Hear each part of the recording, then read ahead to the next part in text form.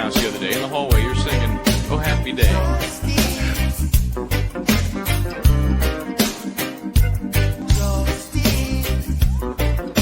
One word prayer. Justice, where are you? Hey, how are you doing? You're back from New York City. Yeah, I'm you back. made it. I'm back from the big city. Nobody got beat up on the subway or nothing. It's a good day. I live here. It's fine. But anyhow, I have a lot to talk about with you, Michael. I'm sure Bryan, you do. way. Okay, so let's lay out where we are and what we're doing here. Of Okay. course, Just to Serve TV underway. Michael Bryant, Linda Kenny Bodden. I spent, as I have been, spending all kinds of time in the Penny trial down in the lower parts of Manhattan. Linda has been working YSL, so we're going to kind of split things up today. She also has to be, she's on assignment a little bit later on at 7:30. So when she's done with all the YSL that we chat about, we'll switch over and do the Penny. I have to say, I'm going to be brutally honest here. This Penny case is so important. Judge Janine was there today of Fox fame, former Westchester County, New York DA. Did I ever tell you about how I got kicked off her show one time? No. And Hey, banned. Say that for a membership. Wait. Say that for a membership. Save it for membership. Yeah, I was banned. We're going to be developing memberships, and that's a perfect. Yes. That's a perfect story. She used to have. Now she's on the 5. They call it. It's a daily, and she used to do Judge Janine, which was a Saturday evening show. Anyway, so I did that once and wouldn't be doing it after that. That's a different story. Okay, so what I'm getting at is, I mean, it doesn't have maybe the sexiness and some of the stuff YSL has, or the Karen Reed case. It's really about the law and race relations, and a la George Floyd. So I'm sticking with it. We're sticking with it. We're sticking with it. Yeah, we're sticking with it. It's an important case, and absolutely. And what's going to happen is, I know there's a number of cases that have finished right now, and then people are going to look back and say, "Wait a second, where was I? Why wasn't I covering this?" But we're covering it for you. We have an update. If you go to Justice Served at Justice Served TV, there's an update that Michael posted, and he's going to keep posting them when he's in court, and we're going to keep covering it. But let me just tell you what's happening with YSL really quickly, because you left me with that. So there were some highlights, okay? First of all, our friend Ashley Merchant's client is not taking the stand, okay? Hey, maybe they're scared of her, so Duke ain't coming. Duke not coming. Okay, after that. That was Mr. Martinez. That's it. Duke is his nickname, is that right? Right, yeah. Or is it Duke Martinez? Anyway, yeah, when we texted a few days ago, she was under the impression that they didn't want him anymore. She really wasn't even sure that they wanted him in the first place. It had been on call for like 2 years. Talk about abusive process. And also, and we're going to talk about this more in another show, Judge Whitaker says, by the way, on YSL and Jeffrey Williams, if there's any violations, I don't think she trusts the state, Michael, because she said any violations Shocking. Back to her. Shocking. We're going to take a deep dive into that, but not on this show tonight. But I just want to tell you that set the stage. There were apparently 11 witnesses on. I missed the first 2 because I actually was working myself. All right. And then I listened after lunch. There were 9 witnesses. It was like a real trial, right? Let me tell you about some of the high points real quickly. Take your time. You're the one under pressure. Okay. Plenty of time. The ankle monitor guy started at like after lunch, right? And he had Stillwell's ankle monitor, because you wonder why that stuff. Hey, wait a second, somebody's on an ankle monitor, right? They kind of know that maybe there's a reason for it, but that's another aside. The drink shooting was March 14th, about 10 o'clock at night. 2022, right? 2022, okay, right. And it turns out that the prosecution put him up to show that maybe they were all in the area, right? They were in the area, right? But it turns out that why would you wear your ankle monitor to a homicide? Because the ankle monitor was working, and that's the point the defense got out. All right. Then we had a neighbor who came up walking his dog. I'm never walking Tubi on a dirt road, okay? Because that's when you find evidence. He found a black gun that allegedly was thrown from Stillwell's car after he was being chased for being supposedly a shooter of drinks. His name was Michael Sias. But the funny part is the reason why I said it's a black gun, because the prosecution said, "And could you describe the gun?" Thinking that he's going to like sell. He said, "It was black." That's probably the average person's understanding of guns, really. That was it. And then we had a detective who didn't want to be he's on the gang unit, so he didn't want to have a picture, even though you can go to the Atlanta police page and see him right there throwing footballs, right? The reason why he was funny, he got the Bolo lookout for Stillwell's car, which was this Audi, this white Audi, right? And what happened is he said, well, first of all, they asked him what he does, and they said, what do you investigate? Here's what he says. All right, you want to tell me if this is normal? I investigate predicate acts. Excuse me. Like a predicate acts for RICO. Not I investigate, homicide. I investigate gangs. I investigate drug. Or, I investigate even felony murder. They're giving him a little leeway. Yeah, something that requires a predicate to get to the crime. Yeah. Right. I investigate predicate acts. Okay. No problem there. But then he got the Bolo and he knew it was near Chick-fil-A. So he was hungry. So he drove to the Chick-fil-A. While he's waiting for, what's he waiting for? He's going to go see if he sees the Audi, that the Bolo's for. The white Audi. Okay. And he places an order. And the reason why I know that is because the Audi, is seen, and apparently he sees it. But by then, all of the backup is on the scene, including a helicopter whirling above, right? The backup is on the scene. And he says, well, the reason they said, well, why? Did you wait for backup? He said, no, my order took a long time. I put together those clips. I just thought that was the best. His order took a long time. They're not all that fast at Chick-fil-A. I will tell you, it's generally worth the wait, but they're not very fast. Yeah, they're not very fast. To be on the lookout. And you said Bolo, that inside info, be on the lookout, right? Be on the lookout, right? Okay. Not what you wear, not the jewelry. I know people think I say bolo tie, right? And then you had the helicopter pilot who showed the quote high-speed chase, but he said as he's piloting and you see it, he said, well, it's the white Audi, but it's not really high speed. He's going unusual speed of 40 to 50 miles an hour, right? So then you had that, and then you end up with Mark Campbell, a state trooper who came and picked up the gun from the neighbor who, the neighbor Mike Sias, who found it. That was the guy walking his dog and he found the gun. Right, on Meadowlark, which was near where the shooting happened and near where the Chick-fil-A was. The theory being that Shannon Stillwell ditched, threw the gun out, but it was just sitting kind of like on the grass, sitting like on the street on the grass. And then came Angela Kant. She's now a fourth grade teacher, but she's not there as a fourth grade teacher. She was the firearms examiner for this gun, for cartridges that were found, right? Wait. So she's a firearms expert, now fourth grade teacher. Now fourth grade teacher. That's right. Okay. You got it. That seems to be the progression of professional progression. Okay, go ahead. Yeah. And then what happened was she had 57 caliber bullets, and she went through the whole thing how she could match them up, and she matched them up to be fired from those guns. But then she used cartridges that were found, and it turns out that the ones, however, that were in the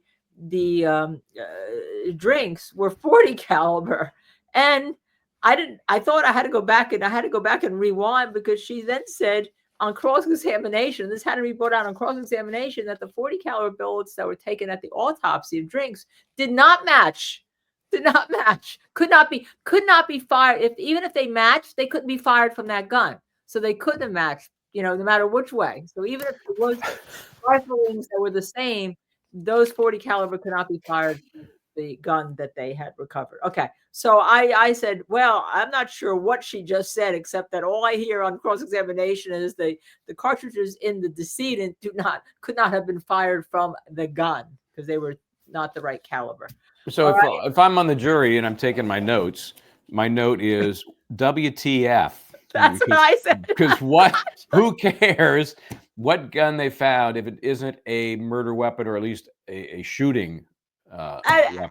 And even doing this, at one point, the prosecutor, Hilton, objects to Shark getting into this. And the judge says, what? But just like that. What? Go ahead. And he says, thank you, Judge. All right. So there you had that going on. Then we went to Russell Waters. He was a 911 manager of the city of East Point, took the call for the gun, I think it was. Then you had another officer who I missed, David Clicker. I missed his testimony because I had to actually take a call myself. And then came the star of the afternoon, Taisha Alexander, who was the ex of Shannon Stillwell, supposedly while his new wife is in the courtroom. Do I have that right? Okay. our viewers will tell us. But she introduced herself as one of the prettiest girls he's ever had, right?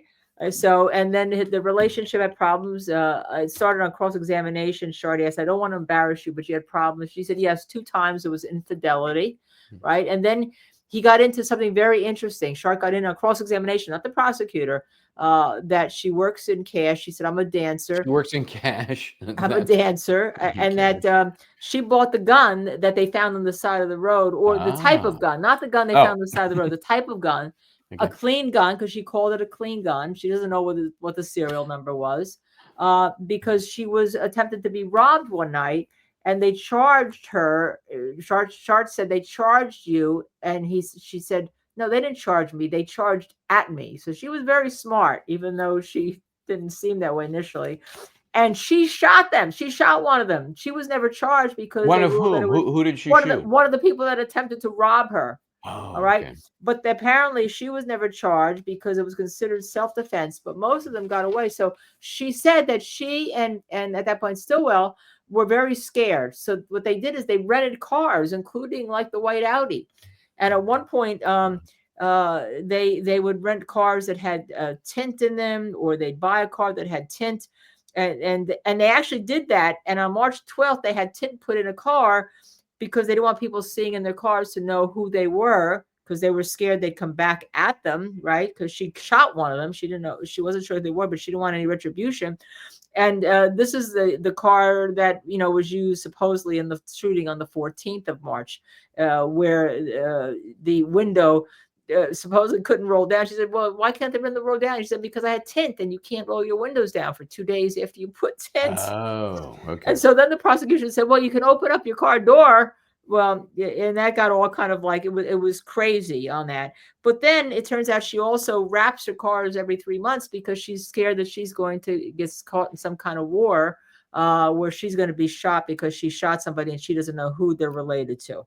She wraps her car every 2. You know how you wrap? You get a wrap. You can change your color every 3 months. You can get a wrap. You see them on the street. I see them with advertising, but you can do it just to change the color of your car. Defense Diaries podcast is here. Woohoo! Hey, Bob Mata is here. Let's just go sideways to say congratulations to Bob and Allie, and those helping get through the what a crazy couple of weeks. So congrats to you guys. You guys really covered this really amazingly. Killed it. Right. And you earned every accolade that I've seen and heard, and that your subscribers are blowing up, and it's tremendous. So good on you guys. And you're going to stay take on a day it. off. No, because he's going to stay on it for the appeal. I know Bob Mata. Well, that'll be kind of a long process, and I can't wait to talk more about his thoughts and Allie's thoughts. I did listen to some of the post-mortem yesterday. Yeah. And I don't know if it's just true crime people in general, but most people were not happy with the guilty verdicts. Right, except for the people that think that everybody who's charged should be guilty because you confess and no one understands. I mean, those who really followed the case, those who really understood what was happening and what wasn't happening in terms of the level of evidence. So anyway, good job, guys. Yeah. So anyhow, going back quickly to YSL. So then they kind of the recross was like, nothing. Okay. Basically, the recross was okay. He didn't need to ask anything. Sharp really didn't need to ask. I think he asked one question about it, but it was clear that he had won every single battle, and he was sitting on the edge of a seat. You can't see where I'm sitting. He was sitting on the edge, like ready to jump up at every single thing. And so they weren't going to get away with anything. But when the judge said what to an objection, that was the best. What? Let me go back to the cash worker. Was the cash worker incognito? Was she on camera? No, camera? That's his girlfriend. She was on camera. Taisha Alexander was on camera, and she I mean, I posted that was it jealousy, that would she be tainted by jealousy, or would she tell the truth? And she kind of was like, this is the way it is. You can say anything you want, but this is the way it is. Ex-girlfriend. And I think the prosecution saved it towards kind of, they had one more witness, by the way, and the judge asked the jury, well, it's about 20 minutes long, I'm told. What do you want to do? And the jury said, we want to go home. Now that leaves me with the other witness that we're talking about, that is going to be, okay, YSL Obama, right?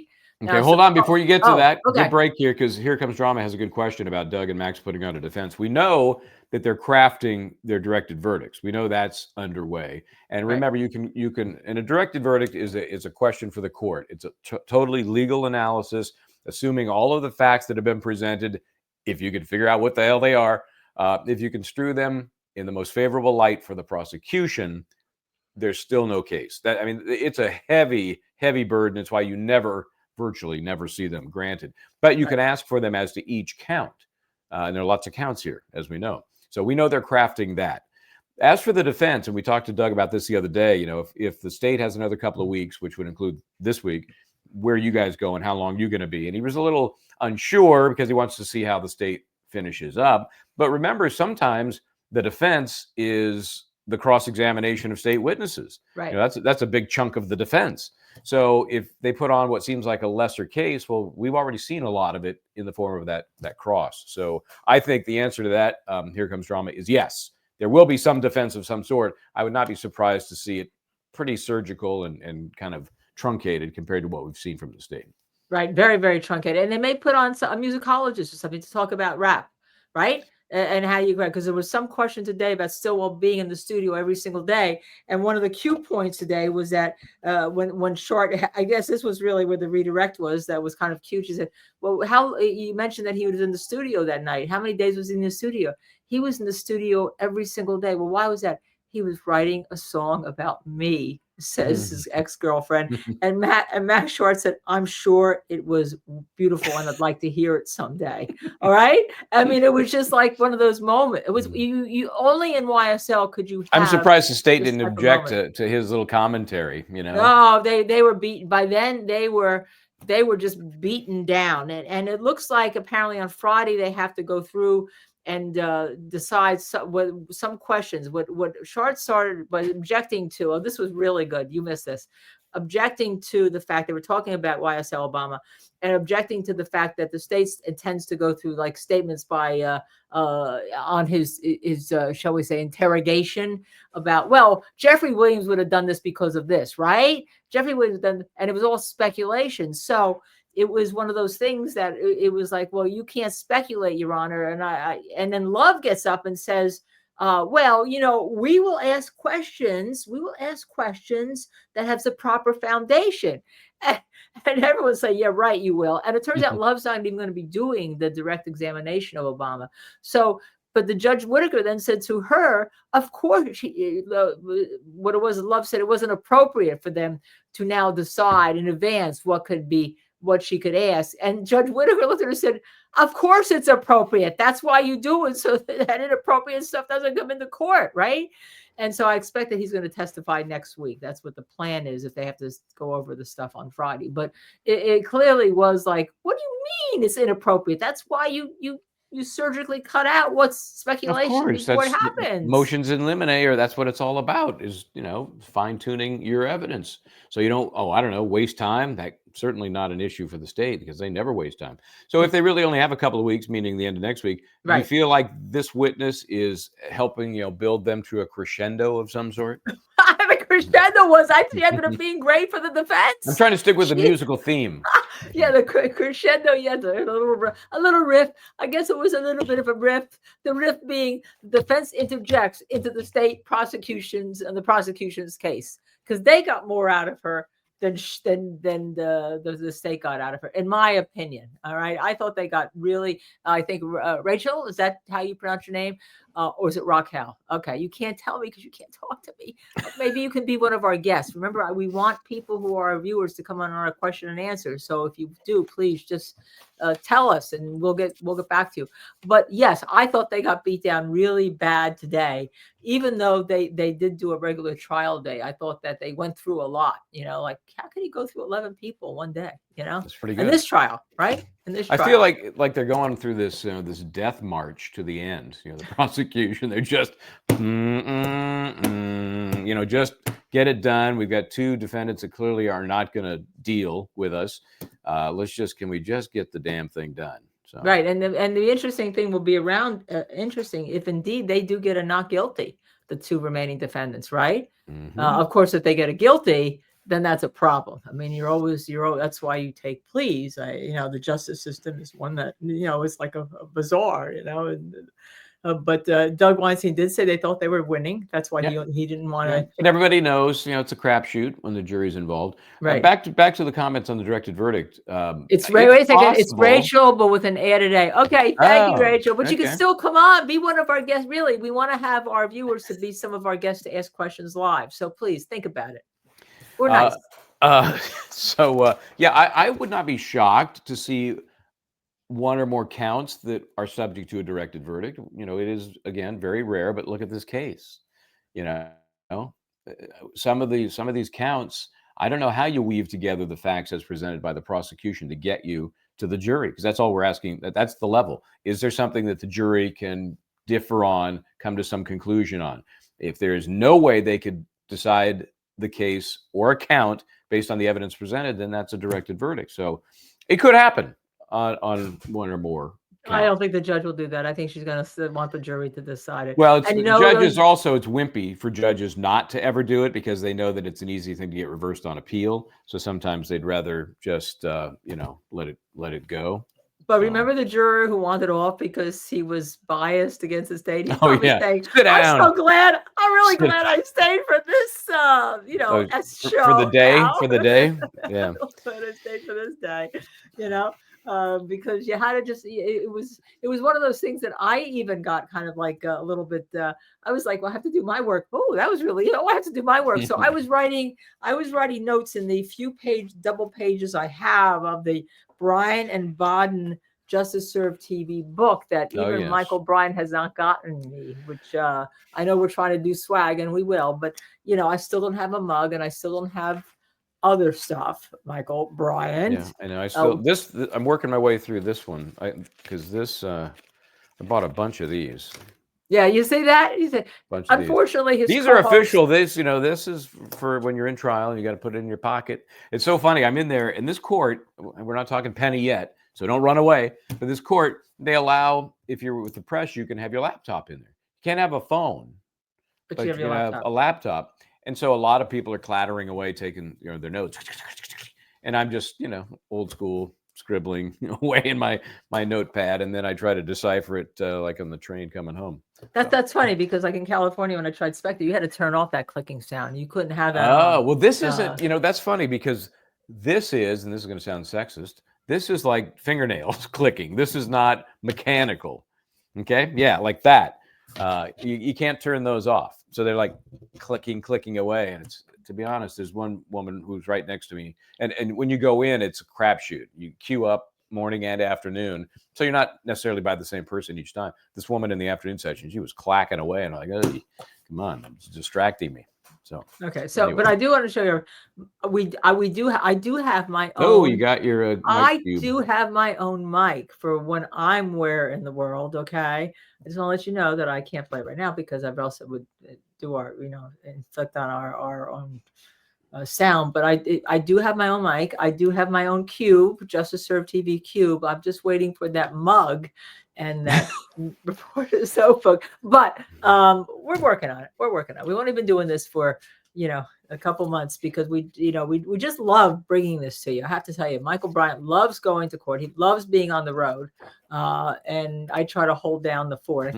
I think it's when you have a comedy routine. What do you call that? The straight person and the the comedian. I guess now you can't say that, but that's. I understand this whole woke thing. You can't be a straight person. You can't be straight. No being straight. Pretty eye. Oh, you love your mom.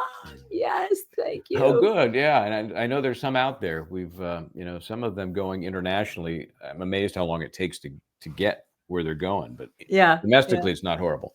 Yeah. Okay, so that's really what happened. Okay. I don't know what I assume the jurors are allowed to take notes, I think, in YSL, if I recall, right?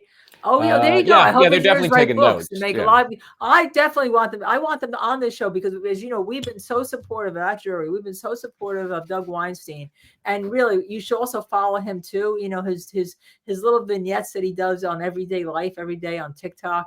are just wonderful. It just goes to show what a wonderful person he is. And you see him today in the courtroom. He didn't have much to do today. He just kind of was hanging around, but it's still exhausting. But he's got to be ready to something inflicts upon him or affects his client. He's got to be ready to really go up there and object too. And we did see him talk several times to the other counsel. And of course, we see him talking to his client all the time. As he said, his client has spent more time in the courtroom than people who go to law school have spent in a classroom. So we will continue to follow this. I think the big thing is going to be, the next big thing for the state is going to be when YSL Obama is.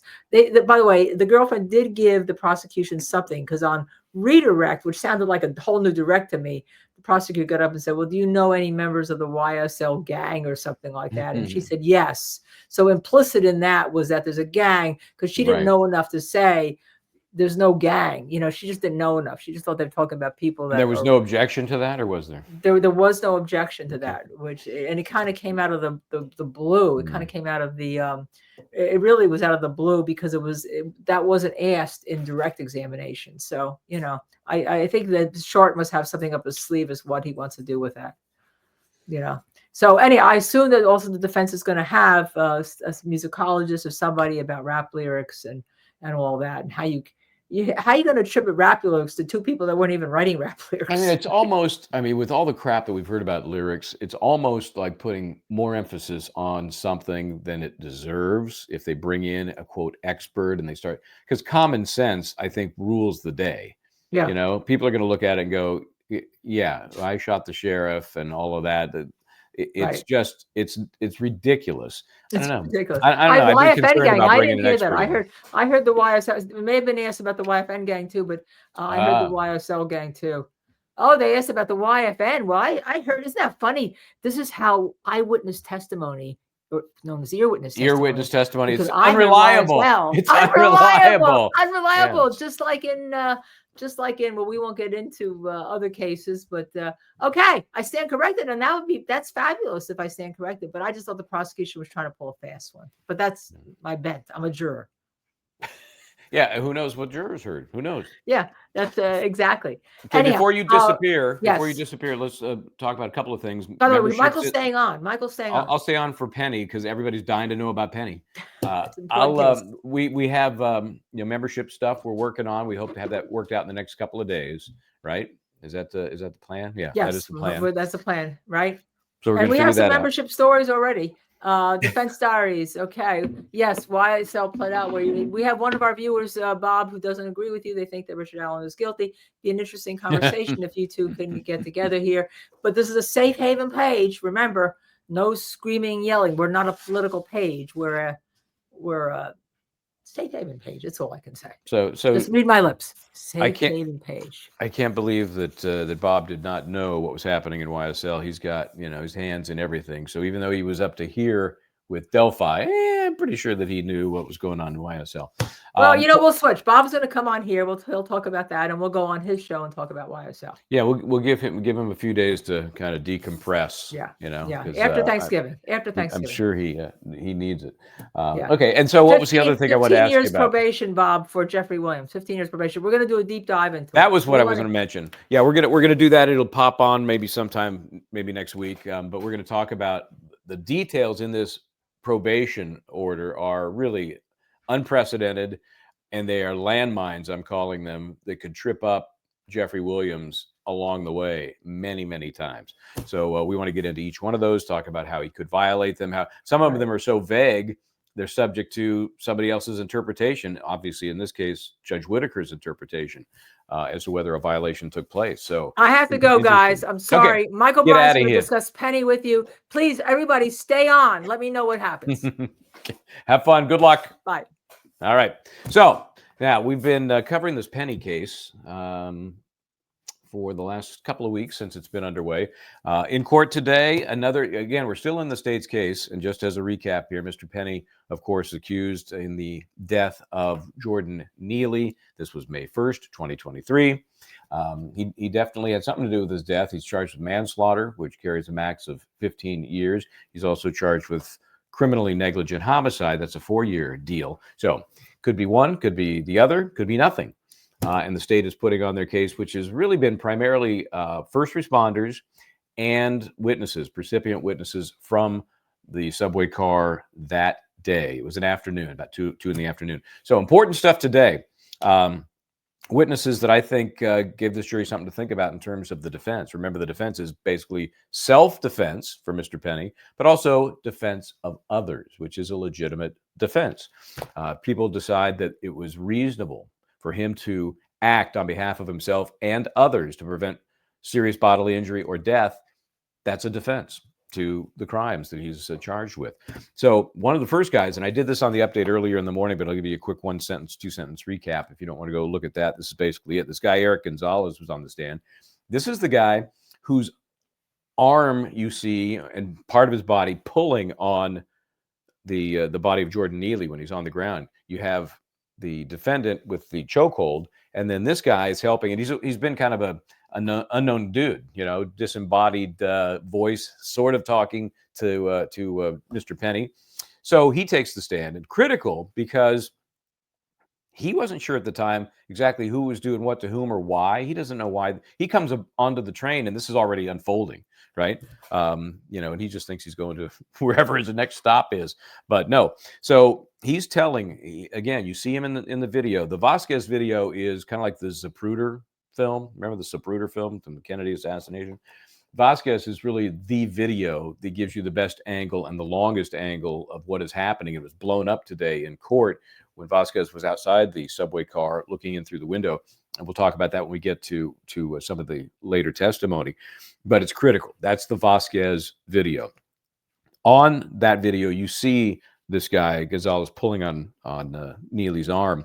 And he says to Penny, "I'm going to grab his hands." This is a quote. "I'm going to grab his hands so you can let go." Interesting. If you look at the video, I'm not sure Penny letting go of his chokehold with just Mr. Gonzalez holding onto his arm is going to restrain Neely. I mean, just looking at it, seeing Neely, being somewhat violent because he's in a chokehold. If he releases that chokehold, if Penny releases the chokehold, is that going to be it? Is Mr. Gonzalez with his one arm? I don't know. He's going to control Mr. Neely. So bottom line is Penny ignores that. He does not let him go, as we know. Anyway, that was from this morning. So let's move on in to later in the day. Again, more riders that are there for the prosecution to convince them that it was unreasonable for Mr. Penny to do what he did to Mr. Neely.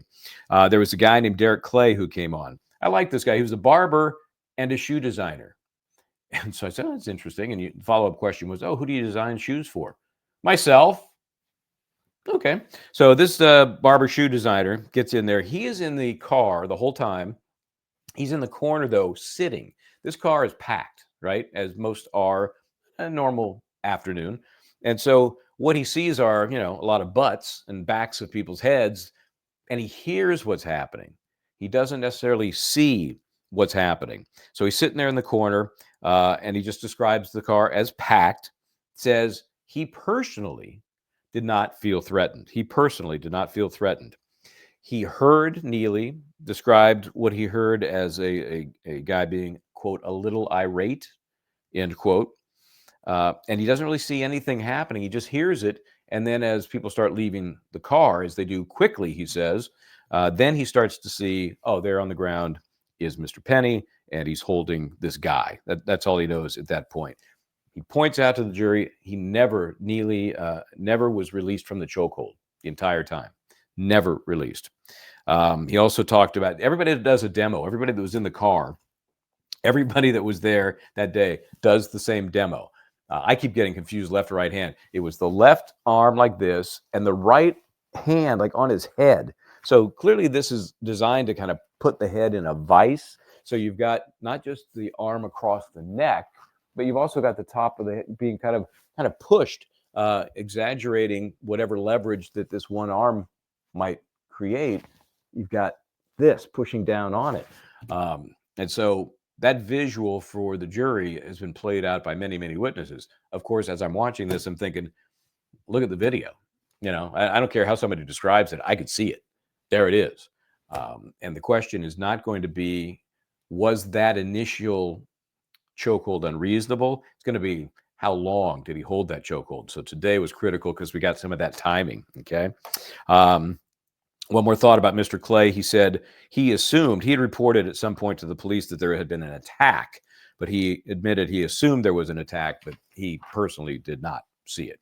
And there was the key cross-examination of this witness, Derek Clay. Remember, there was witness statements to the cops. There's interviews with the DA. There's grand jury testimony. All of these things are sitting there to check each witness against. When you change your story a little bit, let's go to your grand jury testimony and check on that and see if you made stuff up. So this witness on the stand kept saying that he'd seen a woman in particular and described how she appeared to him as concerned, okay, because of the level of the rants by Mr. Neely and the commotion that was being caused. She was concerned. Well, it was pointed out to him that when he met with the DA, he described what he saw in this woman as being terrified. Now, I don't know about you, but terrified, concerned, one is far more extreme than the other. So he was basically caught, for whatever reason, minimizing what he saw, even after he told the cops, in his opinion, this person looked terrified. Why would he do that? Is he trying to help the prosecution?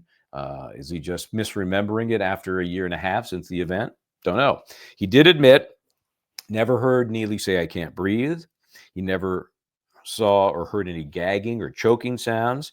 He didn't see Penny clenching his teeth, like, you put somebody in a headlock, like, you're really grinding on him. And he didn't see Penny tightening his grip. So certainly helpful for the prosecution to a certain degree, but minimized by the defense in pointing out some of the things he did not see or changed his story about. Okay, then we get to some more first responders. An NYPD officer. This guy really was useless, in my opinion. This guy thought he'd been dispatched to the train car, and he's talking about the train station and the train line, and he's asked by prosecution, what train line was it? Well, everybody at this point knows it's the F train. I think everybody knows that. He says, the D or the E train? Okay, so the prosecution then said, could it be the F train? Nobody objected. Everybody could kind of see this guy's got to be some sort of weird fringe witness because he doesn't even know which train it was. He had no clue. Turns out they really were just using this guy to establish that he had a body cam on him, and so they laid the foundation for his footage. And they show it. And again, every time they show footage of this event, and some of them are really like right in Jordan Neely's face. I mean, it's not good, especially as you can kind of see when he passes out. His dad is, just a few seats across the aisle, and he's either looking down, does that a lot, but he also, if the screen is right here, he'll look in a way you can kind of tell he's shielding himself without shielding himself. He's just not looking straight down, but looking off that direction. And he's there with the family attorney and has been. They actually are sitting right next to the artist, the caricature, the courtroom artist, which is cool to see, because those days are kind of over. Here's something interesting I didn't know because I haven't really studied the artist. Oh, hey, while I've got the artist on my brain here, let me show you some of her work. I think this is from today. Let me double check here. I think this one's from today. Let's see. Yeah, I think this might have been Mr. Clay. It was either Mr. Clay or it was this guy who came after Mr. Clay, the first of the cops. A lot of the cops were plain clothes today. Anyway, so I learned she's got binoculars. This is a big courtroom, and she's way back. Third row is the first row that they allow anybody to be in. It's attorneys, and then a buffer line, and then the either press or the victim family members and friends. So we're right across the same but it's still the third row. It's back there, and so she's got binoculars, and she's I don't know, maybe she needs to see some the color of his tie or so she's got and no, these are not the old time.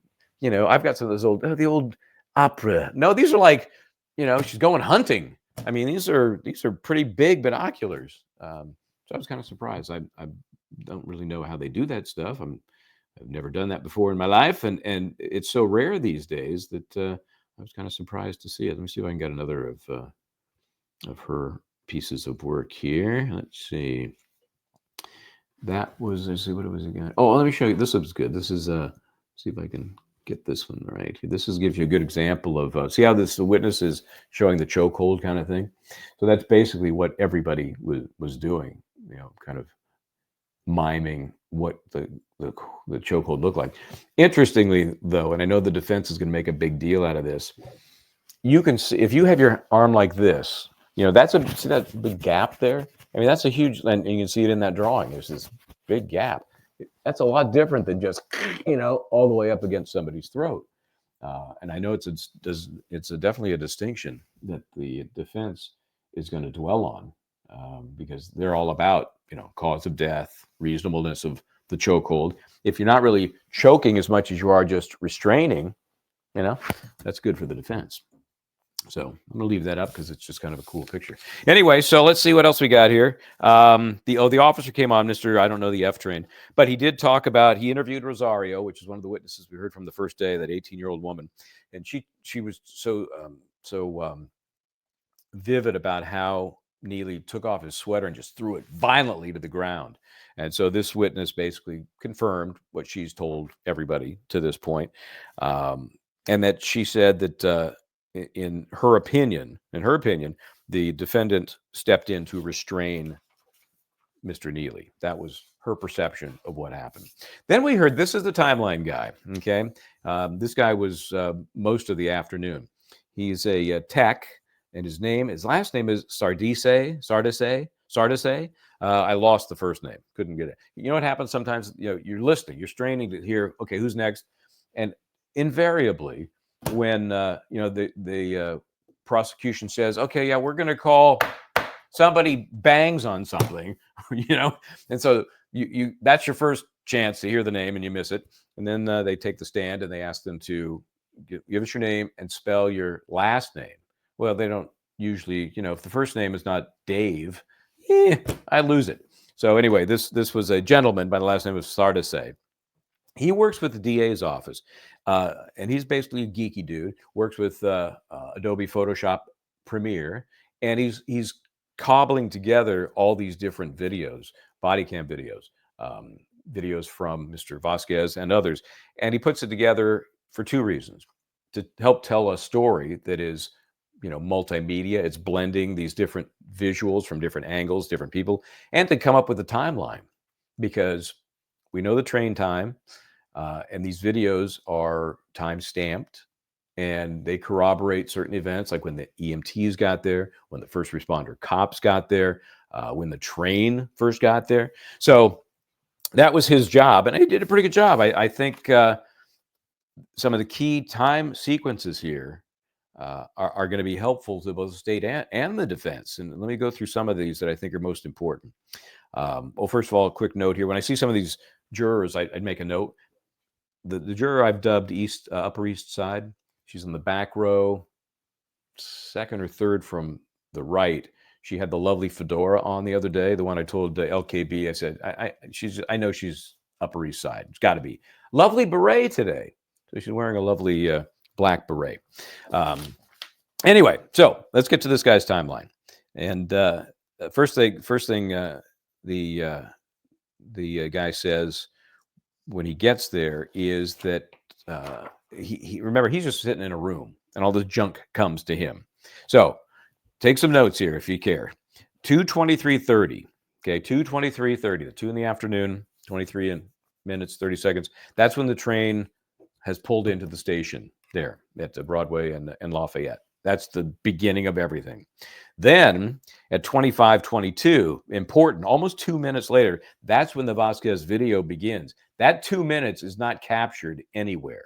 That 2 minutes is the escalation to the chokehold. So we have witness testimony that talks about what was said, what was threatened. Remember, I got no food, I've got no money, I don't care if I go to jail, I don't care if I die. All of that's taking place, not documented anywhere on video. So the Vasquez video begins then at 25:23. Okay, the first 911 call, and there were 4 at least, was at 2:26:20, so roughly a minute after the Vasquez video begins. Then at 2:28:32, again, this is now 3 minutes after the Vasquez video. That's what they're describing as the last known movement, obviously, of Mr. Neely, the last known movement. At 2:29:23, that's when the defendant, Mr. Penny, releases Neely. So you do some math there, and I'll do the math for you in a minute. But that's the key period of time between the beginning of the event and when he releases Mr. Neely. Then we have at 2:33:55. That's when Officer Tejada arrives. He's the first on the scene. And now we're roughly 10 minutes after the event begins.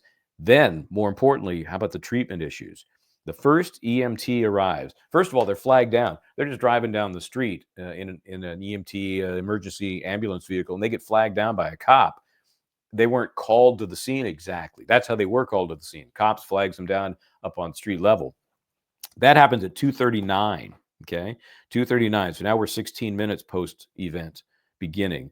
It's not till 2:47 till the first EMT arrives, okay? That's, 8 minutes after they're flagged down, because they got to pull over, get all their gear, get all their junk, and then go down, 2 or 3 levels to get to the specific platform. So they've decided, this is the prosecution's argument based on this witness's reconstruction of the timeline, Neely was in a chokehold from a minimum of 5 minutes, 53 seconds to a maximum of 6 minutes, 23 seconds. Okay. That's the time frame within which this jury is going to have to decide, at some point, was that too much? Was that appropriate? That's the time frame. And at 3:39, again, this is roughly an hour and 16 minutes later, that's when Neely is pronounced dead at the hospital. He was non-responsive at the scene. They tried. Have you ever seen those gadgets they call AED? I think it's something to hook up to a human to determine whether there's an electrical impulse in the heart, and if there is, they will try the paddles on you, try to jumpstart you. If there is no electrical impulse, then they won't even give it a shot. And that's what happened in this case. CPR was continued. They kept trying. EMTs hooked up this AED device. No signal, nothing, and therefore they did not even try to jumpstart him with the paddles. And they called the paramedics to haul him away, and they did. Okay, so let me see if there's any other notes or anything else from today. Here's an interesting. You're always looking when you're in court, and this is some serious stuff. You're always looking for asides that are kind of interesting. At some point, the prosecution was identifying an exhibit, something that had already been introduced into evidence. And she says something like, we'd like to take a look at exhibit F, already entered into evidence. She says the word evidence. Somewhere out in the hallway, somebody's got their phone on or their laptop, and it picks up that word and defines evidence. I don't know if Siri, Alexa, whatever. So you hear off in the hallway, the evidence is something that supports a proposition. It's the gadget is reacting to hearing the word evidence. And I don't think the court cared that much because it was out in the hallway. I think it was a witness to be. It wasn't somebody in the gallery, because my friend, Ms. Person, she runs the courtroom. She's the bailiff. She will be on your butt if you do that, or even if you even bring a phone out. You just can't have it. No, don't do it. But Siri or Alexa didn't care about the rules. And when the prosecutor said evidence, we got a definition. That was fun.